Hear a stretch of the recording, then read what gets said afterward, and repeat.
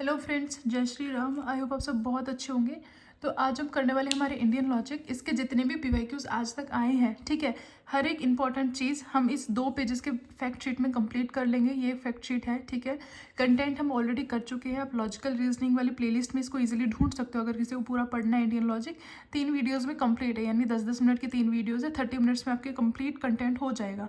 लेकिन इसमें हम करने वाले पीवाईक्यूज कि जैसे जैसे क्वेश्चन हमारे पूछे जाते हैं इंडियन लॉजिक से, वो चीज़ें फिक्स है, हमें बस वो याद करने हैं। अगर आप ये 2 पेजेस भी याद कर लेते हो ना, इंडियन लॉजिक में एक भी क्वेश्चन आपका गलत नहीं होगा। ठीक है, स्टार्ट करते हैं। देखो, सबसे पहले इंडियन लॉजिक में हमारे देखो पक्ष, साध्य एंड हेतु। ये आपको समझना है क्या चीज़ है। पक्ष होता है हमारी माइनर टर्म, साध्य होती है हमारी मेजर टर्म, हेतु होता है हमारा मिडिल टर्म। कैसे याद रखोगे? देखो, पक्ष पी से स्टार्ट है, साध्य एस से स्टार्ट है। P means primary, S means secondary. Primary हमेशा पहले आता है, सेकेंडरी हमेशा बाद में आता है।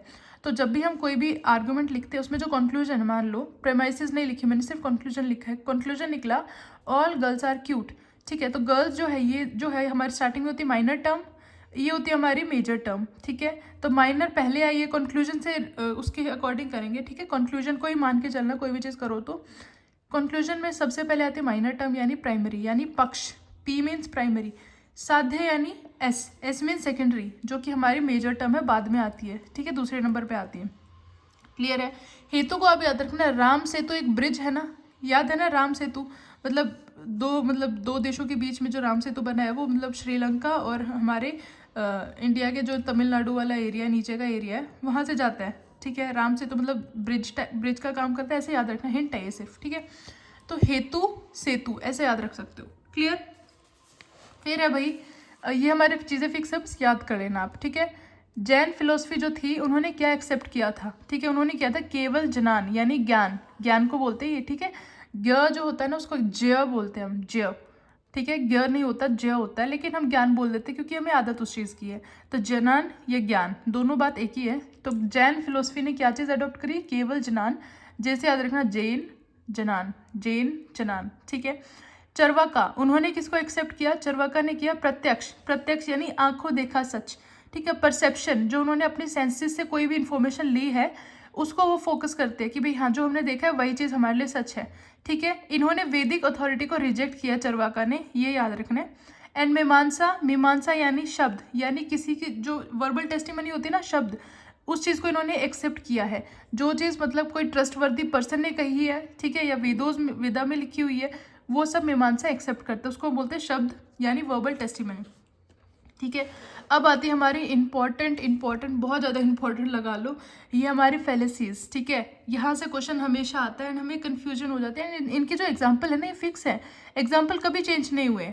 ठीक है, sound is eternal because it is Audible, ऐसे एग्जाम्पल आते रहे और आगे भी आएंगे। Sound is not non eternal because it is produced, ये भी हमारे एग्जाम्पल आते रहे और आगे भी आएंगे। तो सबसे पहले आता है हमारा सत प्रतिपक्ष। ठीक है, पहले तो इनका नाम बोलना सीखना, सत प्रतिपक्ष। ठीक है, इसमें क्या होता है, मिडिल टर्म जो होते हैं वो कॉन्ट्राडिक्टेड होते हैं, दूसरी मिडिल टर्म भी क्योंकि होती है। ठीक है, 2 मिडिल टर्म एक साथ आ जाती है। ठीक है, तो कॉन्ट्राडिक्ट करते हैं, दोनों उल्टी बात बोलती है। ठीक है, इसका एग्जाम्पल है sound is eternal because it is Audible, ये हम कर सकते हैं। ठीक है, लेकिन इसका प्राइमरी जो एग्जाम्पल है वो है ये, sound is non eternal because it is produced. इसका एग्जाम्पल ये, क्योंकि ये एक और चीज़ में है ये वाला एग्जाम्पल, तो इसको आप इससे याद रखना। ठीक है, sound is non eternal because it is produced. Sound जो है नॉन एटर्नल है क्योंकि उसको प्रोड्यूस किया जाता है। ठीक है, तो नॉन एटर्नल और प्रोड्यूस्ड, ये दोनों मिडिल टर्म्स आपस में मतलब कॉन्ट्राडिक्ट कर रही है, उल्टी है। ठीक है, नेक्स्ट है भाई साधारण। साधारण मतलब देखो, middle term is too wide, as example होता है कई क्वेश्चन में कि कौन से में से वो है जिसकी मिडिल टर्म बहुत वाइड होती है, तो वो होता है हमारा साधारण। ठीक है, मान लो कोई भी वो है, रोड वगैरह हमारे, ठीक है, एंड हाईवे वगैरह, वो नॉर्मली बहुत ज़्यादा चौड़े होते हैं। ठीक है, तो middle term is too wide, यानी हाईवेज आर टू वाइड। ठीक है, वो हमारे लिए साधारण बात है। ठीक है, इंडिया में साधारण बात है, हाईवे चौड़े होते हैं। ठीक है, इसका एग्जाम्पल है the hill has fire because it is knowable, कि हिल जो है ना, हिल पहाड़ी के ऊपर आग है क्योंकि वो जानी गई है, बिकॉज इट इज़ नोएबल। ठीक है, इसका एग्जाम्पल है, फिक्स है, साधारण का, याद रखना है, किसी और में नहीं है ये example. The hill has fire because it is knowable, किसी भी मिनोमिक से इसको याद रख लेना कि ये इसका एग्जाम्पल है। ठीक है, समझ जाओगे। Next is middle term is too narrow. मान लो आप किसी ऐसी जगह जाते हो जहाँ पे मतलब रोड ही नहीं होते हैं, तो वहाँ पे जो हमारे हाईवे है उनको आप चौड़ा मान ही नहीं सकते। ठीक है, तो मिडिल टर्म जो है बहुत नैरो है, मतलब भीड़ा भीड़ा होता है ना वो, तो उसको हम बोलते हैं असाधारण, ठीक है, असाधारण। Sound is eternal because it is Audible, ये इसका एग्जाम्पल है जो मैंने यहाँ पे बताया था ना, ये वाला मैंने कहा था एक और का है ये प्राइमरी एग्जाम्पल, वो इसका है। Sound is eternal because it is Audible, ठीक है, ये इसका एग्जाम्पल है असाधारण का। एग्जाम्पल्स याद रख लेना, बस ये 5 फैलेसीज हैं, ये आप रट लो, सब कंप्लीट हो जाएगा, ठीक है, बाकी मैं आपको याद करवा दूंगी। देखो हमने क्या देखा था उसमें जो हमारे थे, पहला था प्रत्यक्ष, ठीक है, दूसरे पे अनुमान, सीक्वेंस में याद रखना है, दूसरे पे ये, ठीक है, तीसरे पे उपमान, फोर्थ पे शब्द यानी वर्बल टेस्टिमनी। प्रत्यक्ष यानी परसेप्शन, जो हम सेंसेस से कोई इन्फॉर्मेशन लेते हैं, ठीक है। अनुमान यानी इन्फरेंस, जो हम दो प्रेमाइसेस से कंक्लूजन पे आते हैं उसको इन्फरेंस बोलते हैं। एनालॉजी उपमान यानी दो चीज़ों को कंपेयर करना। वर्बल टेस्टिमनी यानी शब्द, ठीक है। फिर इसके अलावा थे दो, एक था अर्थपति, एक था अनुपलब्धि। अर्थपति में क्या होता है, जैसे एग्जांपल देखो, Riya must be cheating diet plan, Riya जो है ना मतलब अपने डाइट प्लान पे जरूर चीट कर रही होगी बिकॉज वो डे बाय डे बहुत ज़्यादा वेट गेन कर रही है, ठीक है। पूरे एग्जाम्पल ये था, इसका जगह नहीं थी इसलिए मैंने शॉर्ट में लिखा है, बाकी समझा दिया। अनुपलब्धि, जब भी आप कोई चीज़ नहीं होती ना उससे कोई नॉलेज लेते हो उसको बोलते हैं अनुपलब्धि। जैसे there is no light in the room, इस रूम में कोई भी लाइट नहीं है, इसका मतलब लाइट गई होगी, ठीक है, लाइट नहीं थी ना, उससे हमने कंक्लूजन निकाला कि लाइट पक्का गई होगी, ठीक है। तो अनुपलब्धि, कोई चीज़ नहीं है, उससे हमने कंक्लूजन निकाला है। फिर अभी middle term is non exclusive, ये तीनों तो भाई याद रख लेना, रट लेना, साधारण, असाधारण, अनुपसंहारी, ठीक है, इसको बोलते हैं अनुपसंहारी। मिडिल टर्म जो है नॉन एक्सक्लूसिव है, इसका एग्जाम्पल है all things are non eternal because they are knowable, जितनी भी चीज़ें हैं वो सब नॉन एटर्नल है क्योंकि वो नोएबल है, क्लियर है। मिडिल टर्म जो है नॉन एक्सक्लूसिव होती है इसमें अनुपसंहारी में, ठीक है, इसका एग्जाम्पल ये फिक्स है, याद रख लेना, ये तीनों तो आप याद रख लो, बाकी मैं आपको समझाती हूँ, ठीक है। उसके बाद हमने देखी थी कुछ चीज़ें थी, जैसे एक था हमारा प्रतिजना, ठीक है, प्रतिजना, हेतु, उदाहरण, उपनय और निगमन, ये 5 चीज़ें, ये भी आपको सीक्वेंस में याद रखने। कोई भी मतलब एग्जाम्पल जब हम करते हैं, ठीक है, तो कैसे वो चीज़ें होती हैं वो इस सीक्वेंस में होंगी। प्रतिजना यानी प्रपोजिशन, कोई भी स्टेटमेंट। हेतु यानी रीज़न, क्या रीज़न है। फिर उसका एग्जाम्पल यानी उदाहरण। एप्लीकेशन यानी उपनयन, ठीक है। एंड लास्ट में है कंक्लूजन यानी निगमन, निगमन से समझना कंक्लूजन। एग्जाम्पल इनके फिक्स है, जैसे प्रतिजना का द हिल हैज़ फायर यानी पहाड़ी पे आग है, ठीक है, ये चीज़ बोल दी किसी ने, ये प्रोपोजिशन हमें मिल गई, स्टेटमेंट हमें मिल गई, क्लियर है। उसके बाद है हेतु, अब रीज़न है, पहाड़ी पे आग है क्योंकि वहाँ से धुआं आ रहा है, ठीक है, रीज़न क्या है, कारण क्या है, क्योंकि वहाँ पे धुआं है, बिकॉज इट हैज़ स्मोक, ठीक है, इसको समझना, ठीक है, हो गया। फिर है उदाहरण, अब उदाहरण में क्या है कि जहाँ जहाँ धुआं होता है वहाँ वहाँ आग होती है, ठीक है, ये एग्जाम्पल है कि जहाँ पे भी धुआं होता है ना यूजुअली वहाँ पे आग भी होती है, ठीक है। तो फिर क्या उन्होंने उसकी स्टेटमेंट निकाली, उपनयन क्या किया, अप्लाई क्या किया, द हिल हैज स्मोक, पहाड़ी के ऊपर आग है जिसका मतलब कि सॉरी पहाड़ी के ऊपर धुआं है जिसका मतलब कि वहाँ पे भी आग होगी, ठीक है। एंड कंक्लूजन क्या निकला, इसीलिए पहाड़ी पे आग है, द हिल हैज फायर, ठीक है। ये 5 चीज़ आपको समझना बिल्कुल ईजी है। देखो प्रतिजना यानी कोई भी प्रोपोजिशन, पी से समझना। हेतु हमें पता ही है रीज़न, ठीक है, मिडिल टर्म रीज़न बोलते हैं उसको, बिकॉज इट हैज स्मोक। उदाहरण एग्जाम्पल है, उदाहरण से ऐसे समझ जाओगे।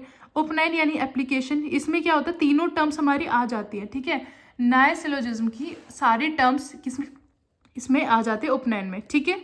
तो जैसे देखो इसमें हमारी मिडिल टर्म भी आ गई, माइनर टर्म भी आ जाएगी और मेजर टर्म भी आ जाएगी, सारी चीज़ें इसमें आ जाएंगी, कंप्लीट स्टेटमेंट होगी ये, ठीक है। जबकि वहाँ पे क्या था, सिर्फ जैसे एक ही प्रेमाइस थी, यहाँ पे कंक्लूजन में भी एक ही प्रेमाइस है, ठीक है, बट पूरी सारे तीनों terms, minor term, middle term, major term किस में आया है, हमारा उपनयन में आया है, ठीक है। ये देखो पूरी बड़ी एग्जाम्पल, इसे याद रखना। फिर है भाई हमारा नेक्स्ट है, वो क्या है, विरुद्धा। अब हमारी ना फैलेसीज आ गई, इसकी 5 ही फैलेसी हैं इंडियन लॉजिक की, समझना, ठीक है। उसमें से ऊपर कर चुके हैं सत्प्रतिपक्ष, ये 3 जो थी ना हमने करी थी, middle term too wide, middle term too narrow, middle term non exclusive, ये तीनों एक्स्ट्रा हैं, ये भी आपको करने हैं, यहाँ से क्वेश्चन आते हैं तीनों के, ठीक है। इसके अलावा 3 चीज़ और हैं, केवल एंड वाई वगैरह, वो भी आपको समझाऊंगी। एंड 5 हमारी ये फैलेसीज है, बस इतना ही है इंडियन लॉजिक में, इससे ज़्यादा नहीं है। क्या है देखो, sound is eternal because it is caused, sound जो है ना वो एटर्नल है क्योंकि उसको प्रोड्यूस किया जाता है, कॉज होता है, ठीक है। ये होता है विरुद्धा, विरुद्ध यानी कॉन्ट्राडिक्टरी मिडल, विरुद्ध से ही आप समझ जाओगे, ठीक है। विरुद्ध यानी ऑपोजिट है, कोई भी चीज़ कॉन्ट्राडिक्टरी हो रही है मतलब ऑपोजिट आ रही है, ठीक है। इसमें कॉन्ट्राडिक्टरी मिडल टर्म होती है। इसमें क्या है देखो, साउंड जो है एटर्नल है, एटर्नल और प्रोड्यूस्ड, ये दोनों का कोई मतलब कुछ नहीं है। देखो middle term does not prove the eternality of sound. Middle term हमारी है कॉज, ठीक है। कोई भी चीज़ जैसे आप कॉज कर रहे हो, जैसे मैं अभी बोल रही हूँ, क्या मेरी आवाज़ ये एटर्नल हो जाएगी? नहीं, मैंने जैसे बंद किया बोलना आवाज़ बंद हो जाएगी, तो एटर्नल नहीं है, ठीक है। What ever is cause is non eternal. कोई भी चीज़ होती है ना वो नॉन एटर्नल होती है, ठीक है। तो ये आप समझना। विरुद्धा एक फैक्ट शीट ये है, बस ये 2 पेजेस हैं, ये कर लो। नेक्स्ट इज केवलन वही। एक बार ये 3 चीज़ आपको समझा देती हूँ, फिर जो 5 फैलेसी है ना इकट्ठी लिखी हुई मैंने वो सारी करवा दूंगी, ठीक है। तो देखो केवलन वही क्या होता है, देखो इसमें क्या होगा, middle term is always positively related to major term. Middle term जो है ना पॉजिटिवली मतलब मेजर टर्म के साथ रिलेट करती है। एग्जाम्पल देखो लिखा हुआ है, all scientist are biased, engineers are scientist, therefore all engineers are biased. ये हमारी प्रोपोजिशन होगी, आर्ग्यूमेंट होगी पूरा, ठीक है। तीनों प्रोपोजिशन है अकेले अकेले में, 2 प्रेमाइसेस और एक कंक्लूजन, जो बन गया हमारा आर्ग्यूमेंट, ठीक है। क्या लिखा है देखो, मिडिल टर्म क्या है इसमें, साइंटिस्ट, जो दोनों प्रेमाइसेस में कॉमन होता है मिडिल टर्म, ठीक है। और जो कंक्लूजन में जो प्रेडिकेट की जगह होता है वही होती है हमारी मेजर टर्म। तो जिसमें भी वो मेजर टर्म प्रेजेंट होती है हमारी मेजर प्रेमाइस। तो ये मिडिल टर्म है, ये मेजर टर्म है, ये दोनों समझ गए। अब इसमें क्या चीज़ है, तो देखो इसमें जो साइंटिस्ट है वो भी पॉजिटिव सेंस दे रहा है, ठीक है। एंड जो बायसनेस है ये भी पॉजिटिव सेंस दे रही है। दोनों देखो एक दूसरे के साथ पॉजिटिवली रिलेटेड है, ठीक है। क्योंकि यहाँ पे देखो नो नॉट कुछ भी नहीं लिखा है, डायरेक्ट पॉजिटिव वर्ड है ये भी और ये भी पॉजिटिव वर्ड है, ठीक है। तो ये दोनों हो गया केवलन वही, याद करने का तरीका है, ठीक है। ऐसे आप याद रखना कि मिडिल टर्म और मेजर टर्म दोनों पॉजिटिवली रिलेटेड होती है, ठीक है। तो उसको बोलेंगे केवलन वही। दूसरा है केवलन वही यतिरेकी, ठीक है। केवलन वही यतिरेकी, इसमें क्या है, मिडिल टर्म जो है नेगेटिवली रिलेटेड होती है मेजर टर्म से। एक और एग्जांपल देखो, what is not different from other elements has no smell, ठीक है, ये लिखा हुआ है। फिर है the earth has a smell, the earth is different from other elements, ठीक है। अब इसमें पहले चीज़ें निकालो, यहाँ पे और यहाँ पे इस दोनों लाइन में क्या चीज़ कॉमन है, स्मेल वर्ड, तो ये हमारा मिडिल टर्म है, ठीक है। यहाँ पे अर्थ है माइनर टर्म, ठीक है। तो ये देखो अर्थ और अर्थ मैच हो गया, ये माइनर टर्म, और लास्ट में प्रेडिकेट की जगह ये वर्ड है जो कि वहाँ पे है, ठीक है। तो ये हो गया हमारा मेजर टर्म, क्लियर है। अभी क्या चीज़ है देखो, नॉट डिफरेंट नेगेटिव सेंस दे रहा है, ठीक है। मेजर टर्म जो है नेगेटिव सेंस दे रही है, मिडिल टर्म वो है, पहली वाली स्टेटमेंट में देखना है, ठीक है। मेजर टर्म नेगेटिव सेंस दे रही है, मिडिल टर्म है तो negatively related with major term, middle term जो है नेगेटिवली रिलेट कर रही है मेजर टर्म के साथ। ये होता है हमारा केवलन वही यतिरेकी, ठीक है। नेक्स्ट इज अन्वय व्यतिरेकी, ठीक है। इसको आप समझ सकते हो डबल एग्रीमेंट से, यानी मिडिल टर्म जो है दोनों both positively and negatively related to major term, यानी मेजर टर्म के साथ वो पॉजिटिवली भी रिलेशन उसका होता है और नेगेटिव भी, ठीक है। एग्जाम्पल क्या है इसका देखो, all smoky objects are fiery, ठीक है। The hill is smoky, the hill is fiery, ठीक है। ये 2 प्रेमाइसेस है, ये कंक्लूजन है, ये माइनर टर्म है, ये मेजर टर्म है और ये मिडिल टर्म है जो दोनों प्रेमाइसेस में कॉमन है। तो जो मिडिल टर्म है ना वो पॉजिटिव और नेगेटिव दोनों तरीके से हमारे जो मेजर टर्म उसके साथ रिलेशन उसका होता है, ठीक है। तो इसका बस इतना याद रखना, अन्वय व्यतिरेकी यानी डबल एग्रीमेंट, ठीक है। अन्वय को आप याद रखना, अन्य, अन्य यानी दूसरा, ठीक है। तो दूसरे के साथ भी एग्रीमेंट यानी डबल एग्रीमेंट, क्लियर है, ठीक है। अब इसके बाद देखो, ऑल इज वेल, एग्जाम तुम्हारा अच्छा होगा तो टेंशन मत लेना, ठीक है। सब अच्छा होता है, जो भी होता है सब अच्छा होता है, सबके कुछ ना कुछ रीज़न होते हैं होने के, ठीक है। So just wait for your chance and वहाँ पे आप रॉक करना। अब हमारे 5 इंपॉर्टेंट फैलेसी जो हमारे इंडियन लॉजिक में, ये समझ लो, और जो ऊपर अब तक समझाया 2 पेजेस में ये। इसके अलावा इंडियन लॉजिक में कुछ भी मत करना, तुम्हारा एक भी क्वेश्चन गलत नहीं होगा, सिर्फ ये 2 पेज अच्छे से याद कर लेना, ठीक है। अब इसमें क्या है, सव्यभिकार, पहले वाली जो हमारी फैलेसी है वो है सव्यभिचार भी बोल सकते हैं, कार भी बोल सकते हैं, कुछ भी बोल लो, ठीक है। ये होती है हमारे इररेगुलर मिडिल टर्म, इसमें होती है, यानी डिफरेंट ऑपोजिट कंक्लूजन, कंक्लूजन 2 निकलते हैं, ठीक है। मिडिल टर्म मतलब जो मिडिल टर्म है वो नहीं है 2, यहाँ पे क्या है 2 ऑपोजिट कंक्लूजन, इसको हम बोलते हैं सव्यभिचार, ठीक है। इसका एग्जाम्पल है साउंड इज एटर्नल, साउंड जो एटर्नल है बिकॉज इट इज ऑडिबल, ठीक है। ये एग्जाम्पल सबके जितने भी मैंने करवाए हैं फिक्स है हर उनके, ठीक है। हर फैलेसी हो गया जो भी हो गया, सबकी चीज़ें फिक्स है, आपको बस समझना है, किसी भी तरीके से उसको रिलेट करके याद कर लेना कि ये इससे कैसे रिलेट कर रहे हैं, ठीक है। सव्यभिचार में क्या होता है, different opposite conclusion, like sound is eternal because it is Audible, ये इसका एग्जाम्पल है, याद करना। विरुद्धा हम कर चुके हैं ऑलरेडी पिछले पेज पे, ठीक है। कॉन्ट्राडिक्टरी मिडिल टर्म था वो।